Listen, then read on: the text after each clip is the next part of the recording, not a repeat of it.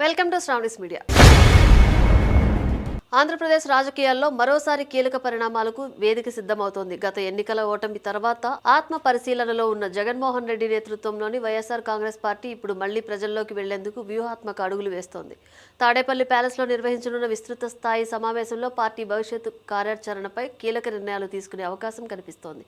Regional కోఆర్డినేటర్లు, జిల్లా అధ్యక్షులు, ఎంపీలు, ఎమ్మెల్యేలు, ఎమ్మెల్సీలు, అసెంబ్లీ, పార్లమెంట్ నియోజకవర్గ కోఆర్డినేటర్లతో జరగనున్న ఈ సమావేశం పార్టీకి కొత్త దిశానిర్దేశం చేయనుందని వైసీపీ వర్గాలు భావిస్తున్నాయి.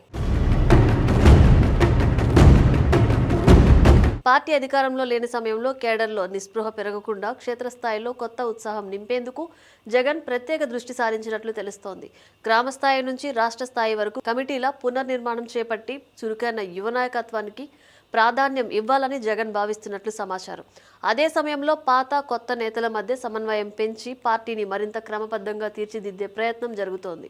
ముఖ్యంగా సోషల్ మీడియా విభాగాన్ని మరింత శక్తివంతం చేసి ప్రభుత్వ వైఫల్యాలను ప్రజల్లోకి తీసుకెళ్లేలా ప్రత్యేక వ్యూహం రూపొందించే అవకాశం ఉంది.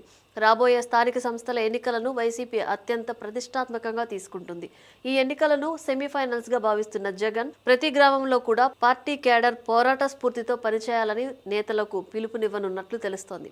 గత ఎన్నికల్లో ఎదురైన ప్రతికూల పరిస్థితులను అధిగమించి కూటమి ప్రభుత్వంపై పెరుగుతున్న ప్రజా అసంతృప్తిని రాజకీయంగా మలుచుకోవాలన్నది పార్టీ ప్రధాన వ్యూహంగా కనిపిస్తోంది.